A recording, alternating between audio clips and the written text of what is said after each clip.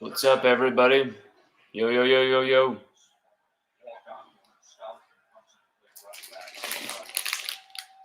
We got the gummies. Got Rivers here chilling.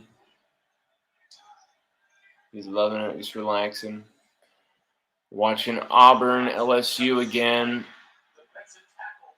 And, wow, what can we say? Shocking defeat there by LSU. Not only was the offensive line piss poor, there was no running game, 1.3 yards per carry, but really we didn't even try to have a running game. 5 carries to Ty Davis-Price and Corey Kiner each, and both guys ran respectively. I mean, Corey Kiner had 4.2 yards per carry, and Ty Davis-Price had, I think, 3.9 in that same area with only 5 carries each. So 5 carries apiece. Yeah, 5 carries, 18 yards, 3.6 for Ty, long of 8. Corey Kiner, 5 carries, 22, 4.4 for 11. So both guys actually, ran the ball pretty well with limited touches. Corey Kiner, 1 catch for 6 yards. Ty Davis-Price, 1 catch for 9 yards. So we're getting production out of our backs, but together they only had 12 combined touches. That's how can you even find out? I mean, we know how bad our offensive line is, but we needed to work the clock. We needed to control the tempo. You ran the ball just whether you could run the ball or not. You ran it so you could control the clock, so you could keep your defense off the field. It's just a strategic thing to do. It's just a good strategic thing to do. Doesn't that obviously just make sense? But no. Instead, LSU just seemed to really do some diabolical things to themselves yesterday.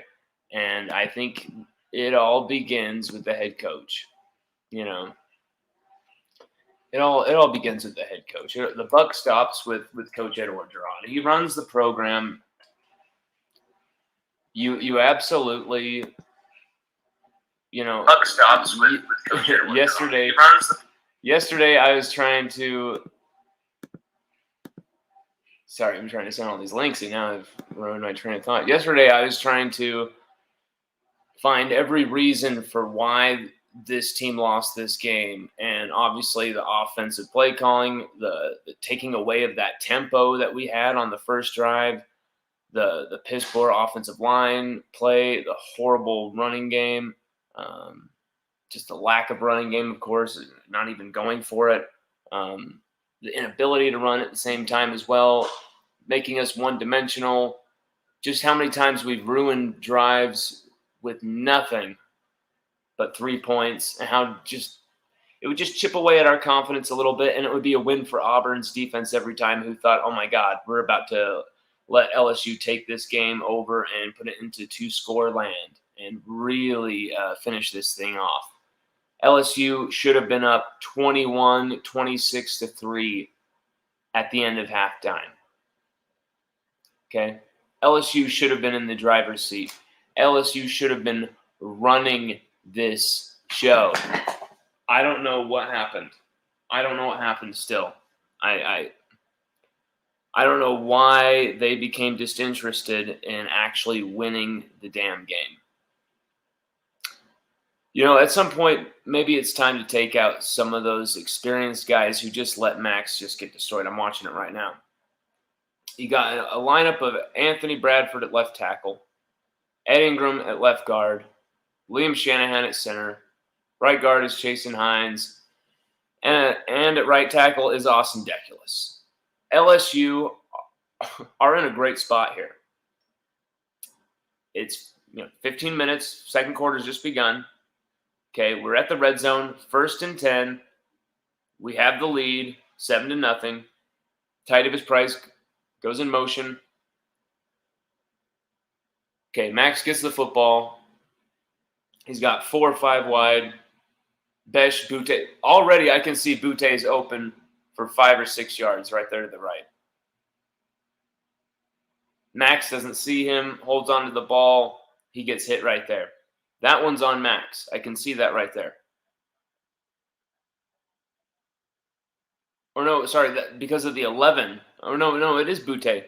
I thought for a second it was Brian Thomas who it was that he missed, but no, I think it is or no, it is, yeah, okay. It is Brian Thomas. He misses Brian Thomas on the right side. This is the first play of the second quarter. Max misses a quick, little shot there instead of getting hit. He can save himself some pain there. So there's some plays that are, you could say, aren't just on the offensive coordinator. Sometimes they're also on the players. Sometimes it's more on the coordinator for not drilling the players well into that. But Max has a lot of options. He's got a lot of players doing a lot of vertical stuff. But he's got Brian Thomas just open here for 5-6 yards on first down. Just hit the guy for 5 or 6 yards, keep the thing moving.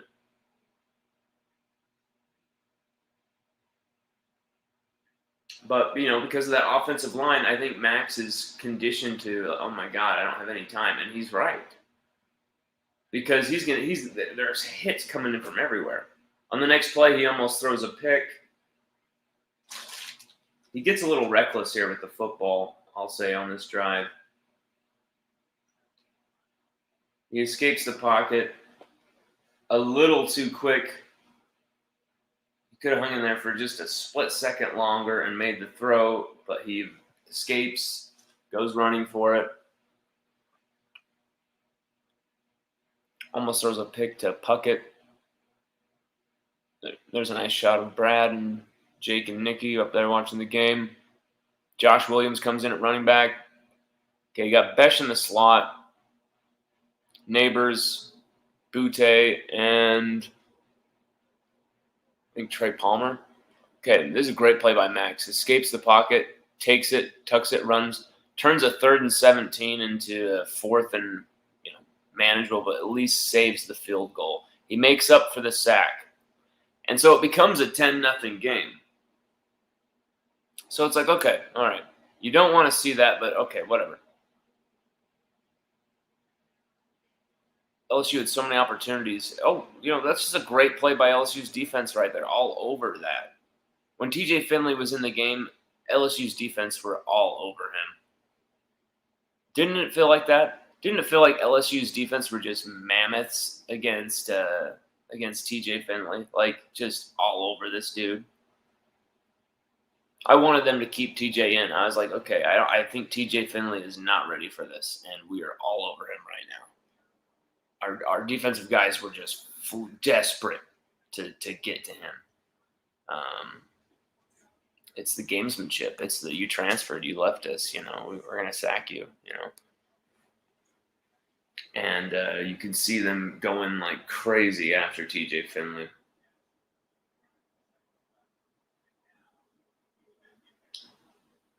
We got Jay Ward on the edge a lot, covering that. Look, there's Neal going for him. And, hey, TJ Finley throws a big, long pass to Shanker as well. I think it's actually Finley throwing that pass that reveals Shanker's abilities to be a dual threat in this game, both as a great blocker in the backfield and as a pass catcher. Shanker, 47 for Auburn, man. He torched us today. 104-something yards. I don't know if he ended with a touchdown. I don't think so, but he was fantastic. And here's where just the game is lost. When you have LSU's defense playing these long, hard drives early. And yes, we're holding them to field goals, but still, it's a lot of wear and tear on the defense. A lot of wear and tear. This guy is getting the crap knocked out of each other repeatedly.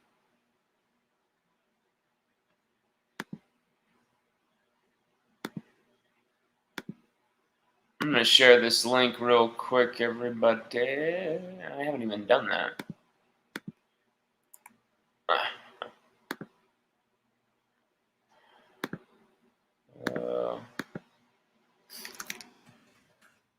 Sorry, I get so wrapped up in watching this stuff and dissecting it that I forget to even promote it. which is hilarious. Would love to have.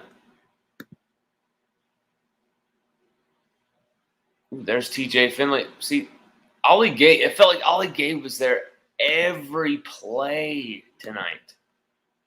Felt like he was there every damn play.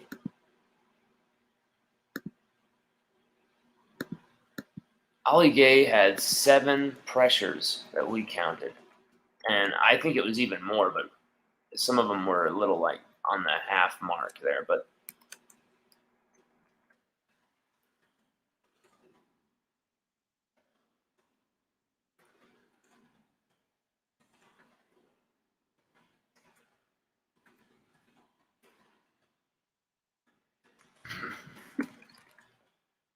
oh God, see Finley, he was able to create and do a little of these flip things and stuff, but like we would have taken that all day compared to what Bo Nix was doing. Bo Nix,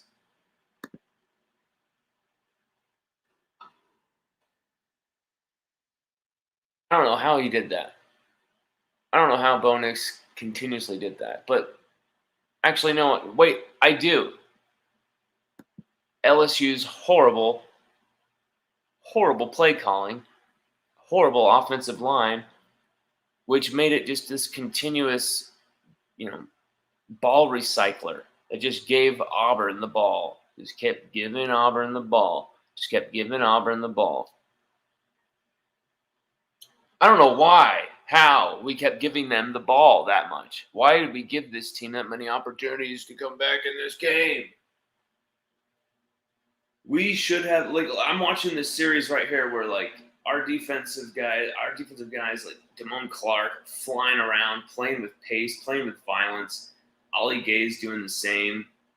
We're not able to get sacks, but we're still, right there, Ollie Gay hits Finley from behind. There's nowhere to go. Our defense is looking fired up and physical. Everybody's loving it. It's 10-0.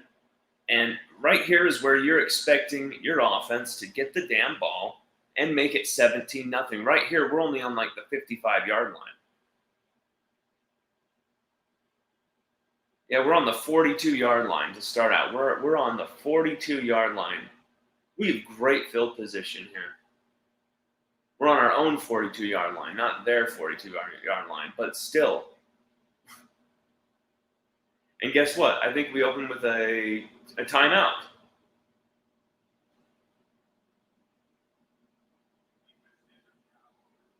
Was that because we could? Yep, there was a miscommunication to get the play called, and that was a timeout because of that. Yep.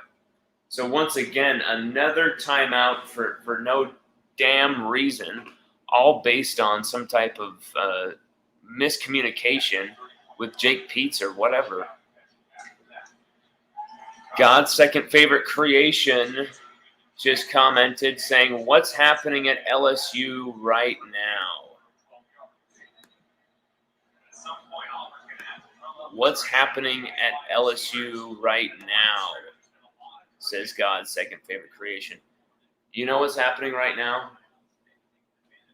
I think there's a lot of political moves being made by coaches at LSU where they play their favorite guys, come hell or high water, whether it's the best thing for the team, and we lose games because of it. I don't think Coach Brad Davis is to blame here, offensive line coach. I don't think because the offensive line sucks, therefore Brad Davis is the problem. If you're saying that, you don't know anything about LSU football. I understand Brad Davis is to blame with some of how he's come in with his techniques being so intense and these guys just not being ready for it. He could have found a way to kind of ease them into his drill sergeant process instead of coming out with cracking the whip immediately. But he to me isn't the problem. It's James Craig's habits. It's James Craig's era at LSU that really cost us this season when you look at it with recruiting, with development. And so Brad Davis, how much can he really develop and recruit as well as organize with what he has in only a few months? It's not like Will Campbell can start for us this season. We still have to wait till 2022 for Will Campbell, for Emory Jones, and they love Brad Davis. One of those recruits, I won't tell you who, told me off the record that he said Coach Brad Davis is the best O-line coach in the country. I don't think this kid is a dummy. I don't think this kid is saying that just because he's so rah-rah LSU that he's just going to say whatever. I think this kid says it because he believes it, and I think he says it because it's true. I think LSU's offensive line are so powder puffed, they're not ready for it. Especially the veterans, who they already got a ring. They've been softened by a ring and the Joe Moore Award. They think they've been told they're so great and they're so fantastic when really they really weren't that good. Joe Burrow made them look a lot better than they were. I'll say this. There were times of dominance by that offensive line, you must say. I guess against Georgia, there's times where Joe Burrow had like 9-10 seconds to throw the ball. It was crazy. There was times our offensive line were absolutely freakishly dominant in 2019, allowing Clyde 17 SEC rushing touchdowns. I get it. Clyde did so many spin moves with a guy in the backfield right in his face, did so many sick, disgusting plays, but the offensive line does deserve some credit for what they've done. But here's the thing. I think they've been softened by that. I think they've been entitled by that, and I think they aren't as hungry because of that. And I think this LSU has a 2019 hangover that they cannot get over. It's not 2020 we should all be worried about and, the problems of 2020. It's 2019. And, Coach Ed Orgeron hired Jake Peetz and DJ Mangus because of 2019 and because of Joe Brady saying to hire them.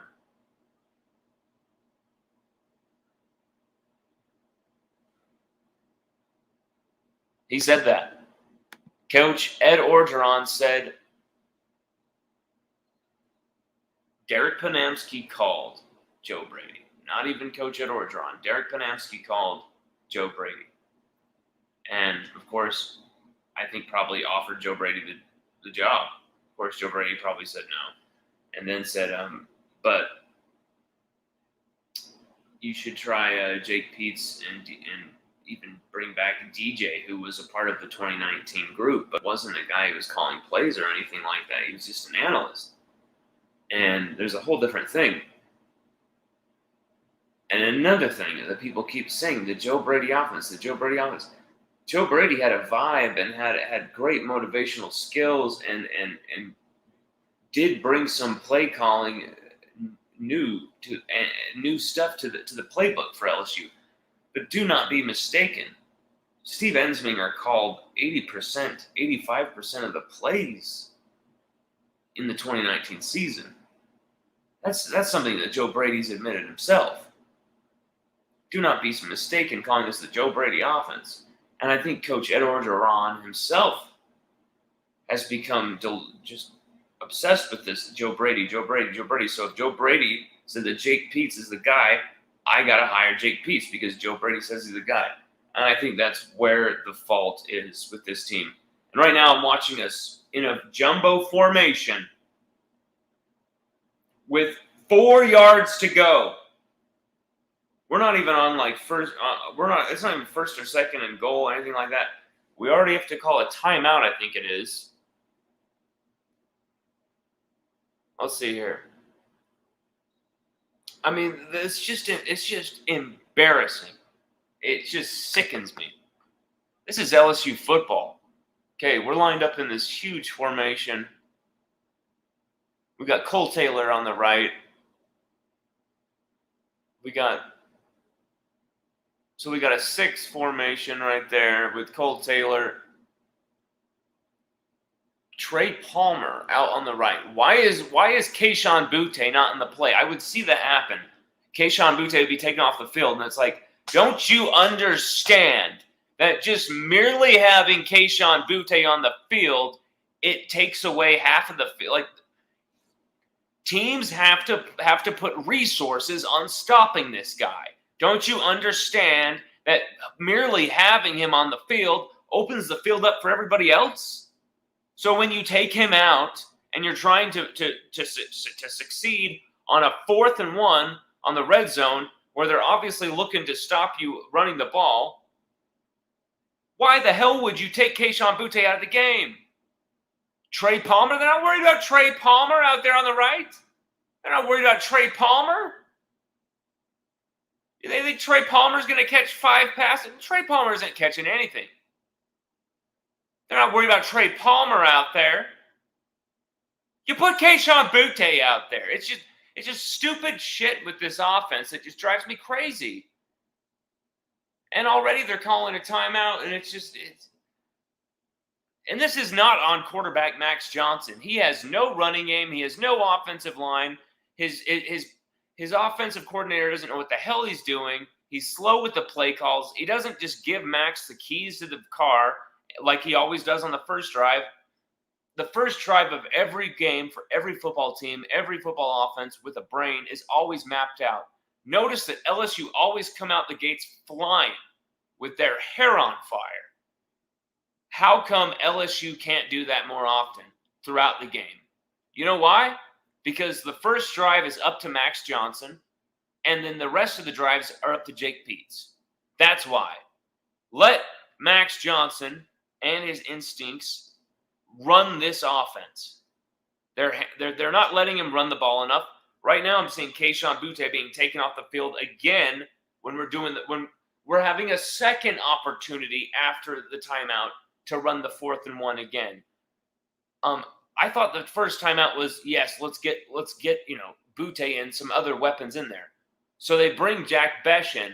They even take the extra receiver out there, out of the outside. So now they just got Besh in tight. It's such an obvious run formation. And now what is this? Yep, the false start on LSU. Let's see who it is, because I remember hearing so many people say it was this person, On Charles Turner. You know, Charles Turner, he's had great snaps most of this season. That's a huge error, though. That is just such a huge, catastrophic damn error. And then Coach O's screaming at the other offensive lineman. At the other guys coming off the field, but he's not screaming at Charles Turner, who's in on the special teams rep, because the camera just showed him. Why aren't you screaming at Charles? Scream at the guy who actually messed up, not the other guys. LSU fan says, now the question is, when do you fire Ed O and who do you hire? I've been told a few things. I've been told that LSU's athletic department are moving quickly. They're not going to make a decision quickly, but they're making preparations quickly. And that's Lane Kiffin, of course. That's Bill O'Brien. And kind of a weird name, Chris Peterson, who's gone in retirement from Washington. But him and Scott Woodward do have a lot of history together. Those are just names that they're floating around that they might like to interview. Those aren't names that they're like, we're going to hire these guys right now. That is not what I'm trying to report. What I'm trying to get across is that LSU, their wheels are moving. Okay, the wheels are moving. The wheels are not only in motion, the ball is moving. It's about to go into the hoop. It's just there's just nonstop negative headlines for LSU. It's just weird. I always feel weird when a week ends where it hasn't been full of calamitous headlines for LSU. I'm just like this week has been generally positive for LSU. Besides the John Emery stuff, the passing of Kevion Falk and Kevin Falk's daughter. There is some really sad things in the background, but it's been a weirdly positive week for LSU. There was a lot of momentum going into this game. There was a lot of belief. There was a lot of alumni, a lot of big-time alumni with big-time media rep who were in attendance at these games. For this game, for this Saturday night game against Auburn. And they wanted to see this team show out. They saw a great defensive effort for 4 quarters. But my God, how long can your defense hold out running around nonstop when you're wasting drive after drive after drive after drive after drive? It's just unbelievable. I don't know. From what I'm told, that I'm told that they're going to wait till December to make any decision. But even then, do you really think they're going to fire Coach Ed Orgeron? Do you really think Scott Woodward will fire Coach Ed Orgeron? He's not the type of guy to make just a quick, snap finger decision. But it's getting really tight now. It's getting the hot seat is scorching, and every single LSU fan wants Coach Ed Orgeron to succeed. Damn it!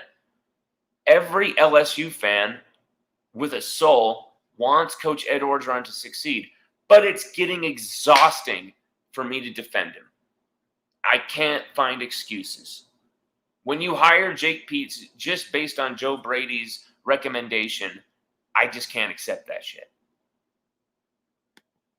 Vinyl and Kicks 86 says, "Hola, what's up? What's up, Vinyl and Kicks 86? Yeah, I'm watching it right now. I'm watching it on my Fubo, my DVR. But everybody, Vinyl and Kicks 86 says they will be replaying the game at 10 p.m. Central on SEC Network. Everybody, Vinyl and Kicks 86 says SEC Network will be replaying the Auburn LSU game at 10 p.m. Central. And I'm going to say the Auburn LSU game because they deserve that win. We let them turn us over. Bo Nix created magic against us for 2 seasons in a row. I know we didn't have Derek Stingley Jr. No excuses. Auburn's probably going to lose 4 or 5 games this year, damn it. No excuses. We shut down that running game. How the hell could we not have a spy on him who's right there ready to attack like we did at the end of the 4th quarter when we really shut down Bo Nix? Because we really started to actually finally put a lid on Bo Nix's running. And it was because we finally put a spy on his ass. Put 2 spies on his ass, even if they're in coverage. They're looking in at the quarterback anyway, then they got their guy and they're backpedaling into coverage, or they're jamming them into coverage. That's the problem, is LSU is backing off way too much. They're not jamming guys. Right there. We had to rely on a bunch of Auburn drops, a bunch of Auburn flags to build that 13-0 lead. I'm even shocked to see it up there. The LSU was up 13-0. It's shocking. And right here, they're dropping it and making it 3rd and 4. Everything looks like it's about to cave in on Auburn. And if you were to tell me in the final 5:48, if I were to pause it right here and you were going to turn to me and say, LSU are only going to be up by 3 points, it'll be 13-10, I would be like, you're a liar, shit breath. I mean, look at that fundamental great tackling there by Jay Ward and then Darren Evans.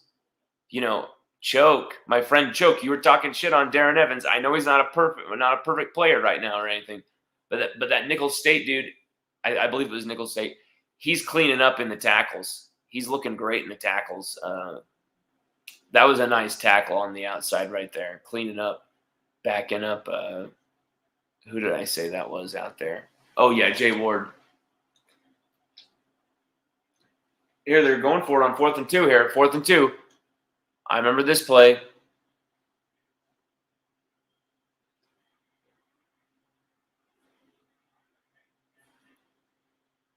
How does this happen? That's when it begins. He gets away from Baskerville. Once he gets away from Baskerville, it was over. The pressure, I get why he gets away from Ali Gay. Ali Gay's on that strong side. Bo Nix just keeps rolling to his left. Ali Gay just can't get there. Ojulari's got to go up there and get him. He's got to help Baskerville finish him off. But Baskerville, why are you going up high on that dude? Own the leverage, kick his ass from underneath. Get him to the ground. Take out his legs. I don't care. Get him to the ground. Get lower. Right here. Major Burns and Devontae Strong miss him bad right there. It wasn't Ali Gay. They miss him bad right there. And then Ojulari's got to get him right there. Baskerville especially, you've got to just grab onto this dude. Right by the arms. Just bear hug Bo Nix. Why are you trying to jump up high? And then no one's staying alive. Darren Evans gets beat on that play himself. He's not the finished article, no way, because of plays like that. You notice that I said he's done great in the tackling department. He's improved in the tackling department. But when you allow plays like that, when you fall asleep on plays like that, and you allow that type of, oh my God, it's embarrassing. It's embarrassing. It's pathetic. That was 4th and 2, up 13-0. You're up 13-0. And you're about to put this, you got your boot on this team's throat. You're about to really, it felt like a turnover was about to happen. It felt like LSU were about to force a damn turnover, did it not? I don't know about you, but it felt like LSU to me were about to get a pick six or cause a fumble from Bo Nix. It felt like if we could just get our damn hands on Bo Nix, it was going to be some type of interception, some type of big play for LSU.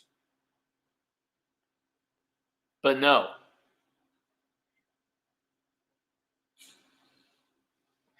That 4th and 2 is going to be a historic play. I mean, that's just a crazy back-breaking play for LSU.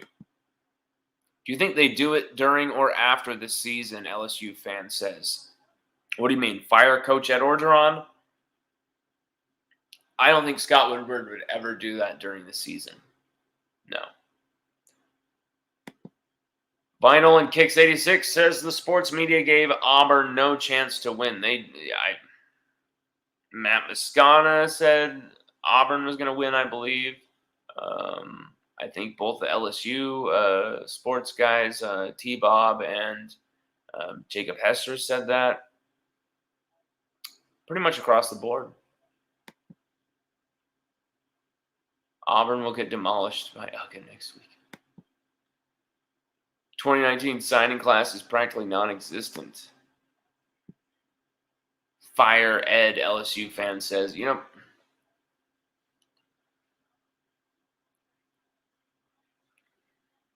there's just things that the players just messed up on, and there's just horrible, just falling asleep on so many things, and I just don't know what type of culture is there. You're up 13-0 against Auburn. You've got to finish it, and they get a touchdown on that play. But then, okay, you're up 13-7 still. Instead, LSU seems to collapse from this play because they know of the gravity of everything. They're so emotionally fragile. And that's because the fans are also emotionally fragile. That play sucked the life out of Tiger Stadium. You could hear a pin drop right there. That was a big change.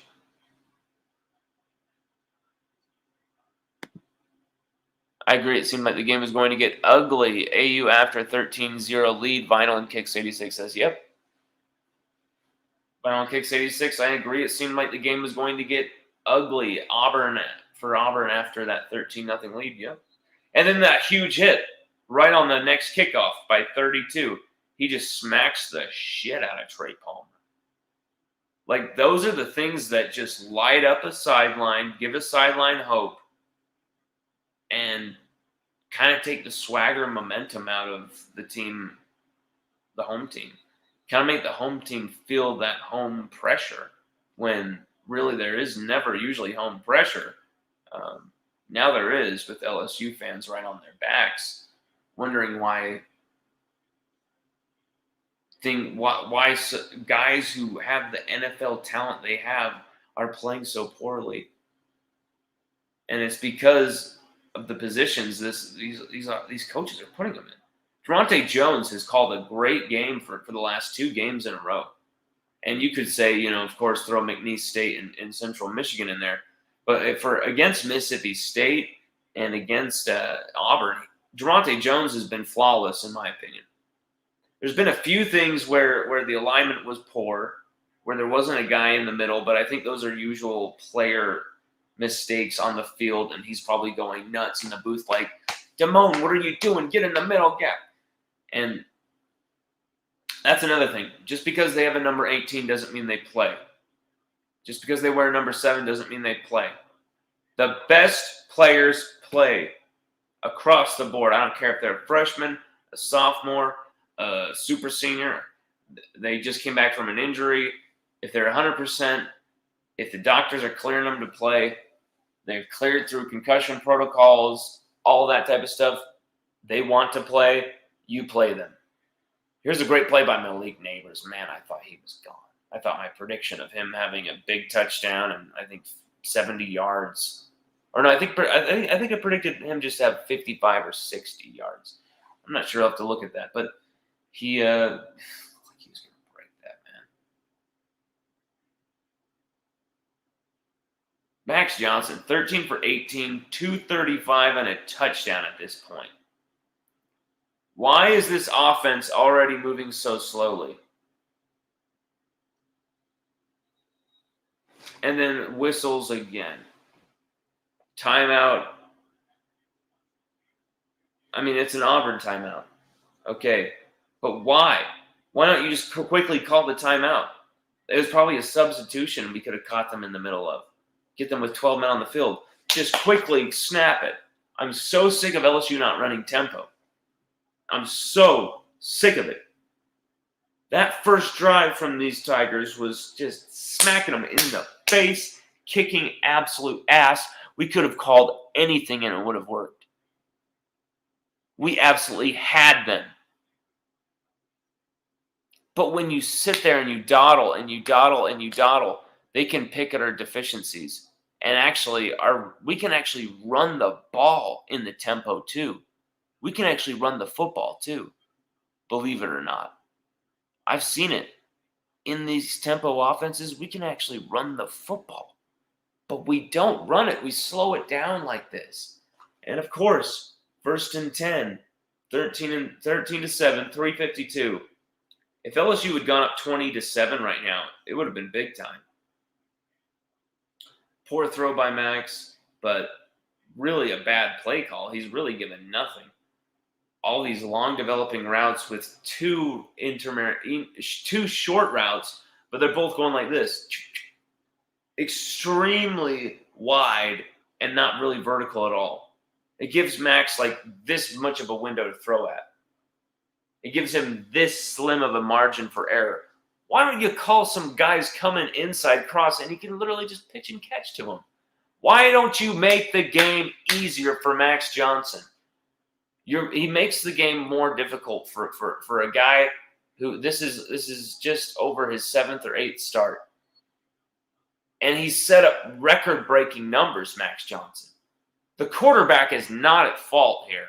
Max Johnson has been elite considering the hand he's been dealt. Okay?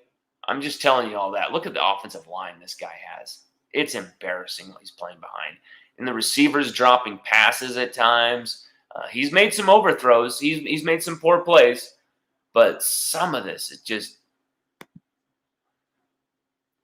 Bayou Macardix Ford says, we need to somehow, someway gamer up. Reassessment of the running game online, etc. Reassessment of the running game online? Oh, O-line. Okay. We need to dig deep. Garner... I can't tell what the hell this is. Garner up, get after Kentucky next weekend.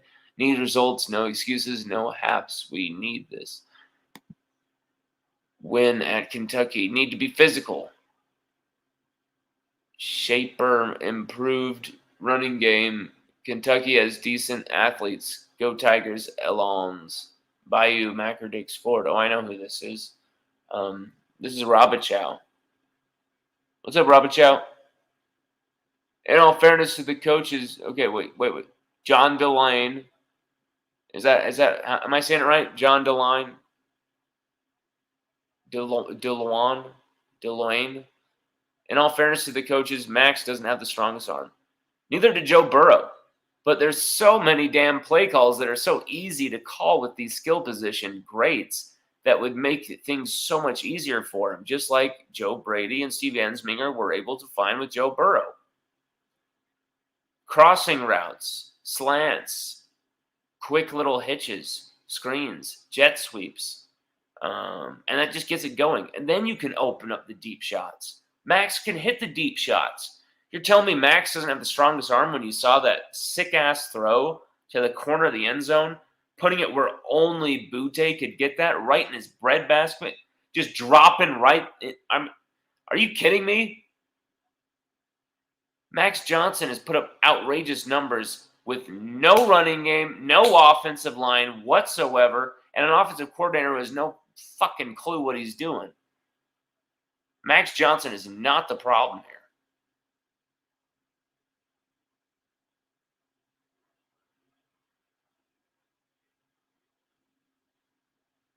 You know, I'm kind of sick of that type of rhetoric. Max Johnson is the issue. He is not. He is not. He has deficiencies. He's not flawless, but he is not the major problem with LSU. Not even close. That is what is in front and to the side of him. But at the same time, Ty Davis-Price and Corey Kiner only given the ball 12 combined times, and they actually had pretty good averages when getting the ball. We're just not calling the plays to getting these backs the ball. So can you really say go after Ty Davis-Price like he's the problem? No, you can't. If you actually look at his numbers, they're pretty good. He's just barely even had the ball, and especially behind that offensive line. I mean, 12 combined touches, get a break. Just no. Anyway, I got to get dinner ready, everybody. Go Tigers no matter what. But my God, there's things that need to be fixed here. Things that need to change. I don't know how much longer LSU can hold on to some of these coaches on the staff. And I think there are certain other options. But I would love every LSU fan wanted to see Jake Peets, Durante Jones, DJ Mangus, Blake Baker. Every LSU fan wanted to see these guys work. The recruits love Jake Peets. The offense loves Jake Peets. At least Max Johnson does, or at least that's what they're saying to the public and the media. Why can't things stop being so political? What's the truth? Because if you can't relate to this guy in reality, and he's really not good for the job, it's fine. We can handle it.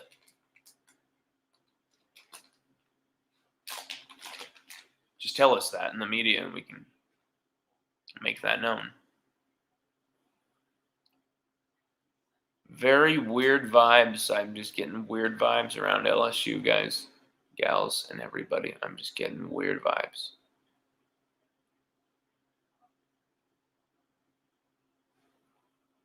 I don't know what's going to happen.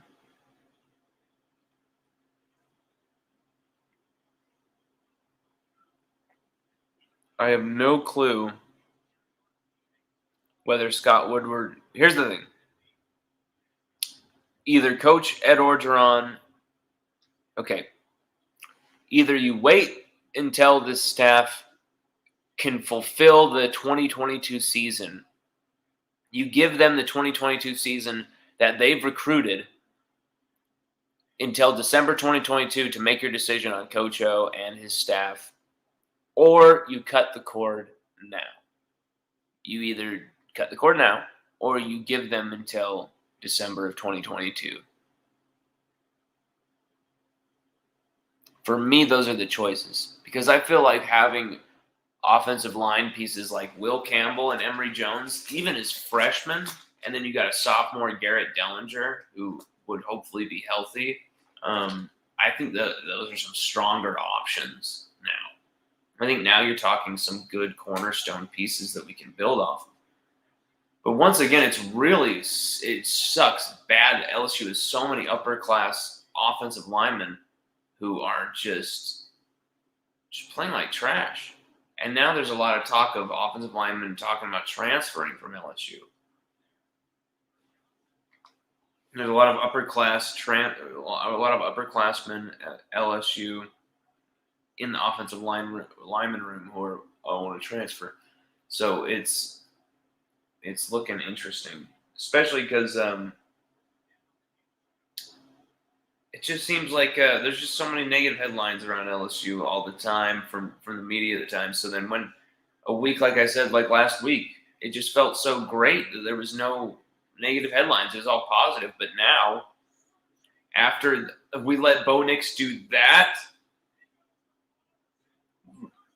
I mean, he was making these announcers like piss themselves. It's becoming the brand for LSU now. That type of play is just becoming the brand. We played so well on defense, but people will think our defense sucks because we allowed that to happen. People won't understand the nuances of the game of football because we had 0 sacks. When look right there, both of our guys should have been sacking.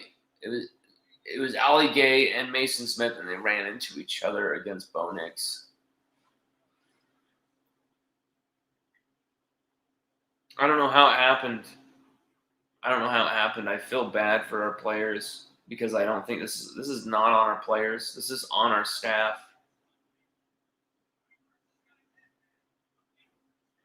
If you think this is on our players, I don't think so.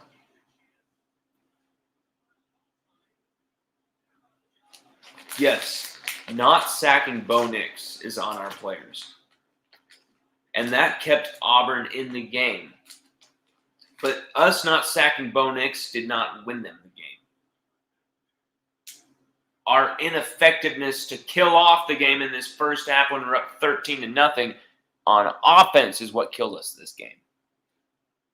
Our defense had no business being out there this much. I mean, they're out there like they made the last 5 minutes of that second quarter last a millennium. I'm watching it right now. There's still 30 seconds left in the second quarter. That's a joke. That defense is out there. You know, it feels like 6 or 7 hours, more like 8, you know. Hey, buddy. Hey, Rev. What's up, buddy? Rivers is here watching the game with me. Like he's wondering why I'm talking to the camera and shouting randomly because it's not kind of a rare occurrence, huh, buddy? Even when I'm watching the game and I get pissed, I usually just go like, oh, God damn, you know, and then like go outside and I'm kind of like, you know, like if Chelsea's here or I'm with a friend or something, I'll be like, what the fuck, you know, and I'll kind of get into it. But like, if I'm by myself, I will definitely talk and be like, what the hell are they doing? Arson's right there, you know, but like I really don't say much. I'll just be like thinking to myself all of these ridiculous thoughts of how bad this game is going. And if I have a post game to do or something like I'm doing now or doing yesterday, I will type down some of these key points as the game goes. And yesterday, just like I have all season, I charted out the whole game on my phone. But I chose more to focus on defense because I could see that targets and all that type of stuff was charted by LSUSports.net, so I didn't really need to chart offensive targets anymore.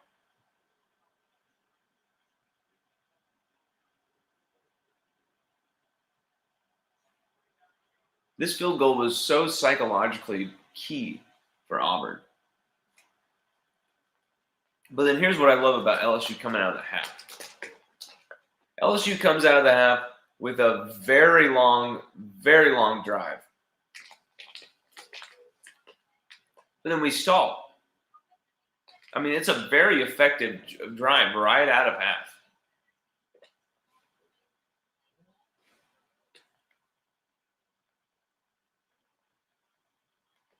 I mean, how many damn times did LSU drive right down to the absolute butt of Auburn and just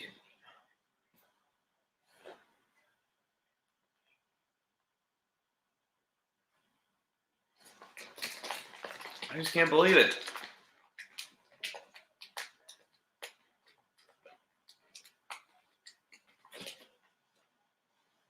Hey, buddy. We'll go on a walk in a bit. I'll be done in just a second. I just have a few final thoughts. Like there's a play like that right there where Max has Jack Besh rolling across the formation, and literally Jack Besh goes across the formation and then just continues and just does a little loop, he continues the route. I don't know if enough football lingo to know the name of that route right now, but he's going right through and just continues the route. And Max Johnson snaps it, goes on a bootleg that way, and just kind of pitch and catches it to him from like 4 yards away. And guess what? It looks weird. Besh grabs like 7 or 8 yards from the play and a first down. Run that like crazy until they can stop it. My God, run that with Butte too.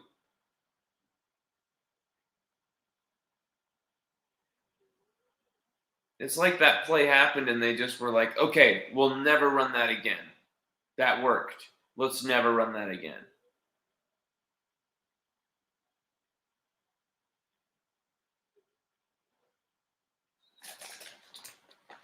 See, Max is constantly having to run to this way and throw like that with such a small window to throw in because of the routes being so stupid. And also there's his receivers not being alive to being open for the secondary routes except for Butte. And he's just constantly having to move this way. So it's obviously not the right tackle, Austin Deculus's fault. It's obviously constantly coming from the left tackle, which was shuffling between Bradford, Wire was out there.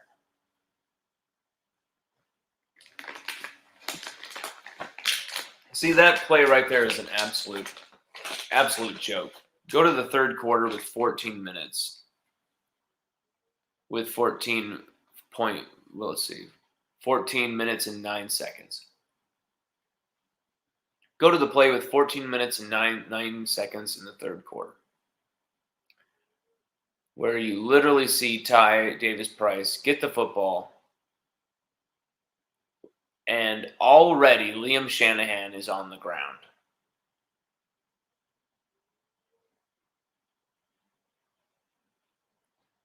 I'm going to show you the screenshots of this. This is outrageous. Okay.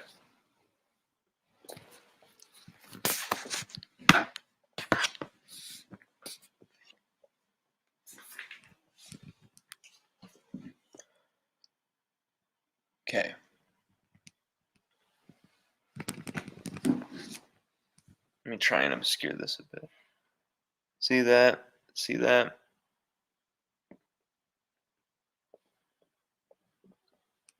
There's and then all of a sudden there's an Auburn guy right there, and then that. Look at that.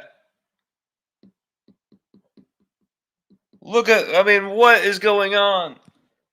Look. No way. That is not copyright infringement because that is a still image, by the way. But how can I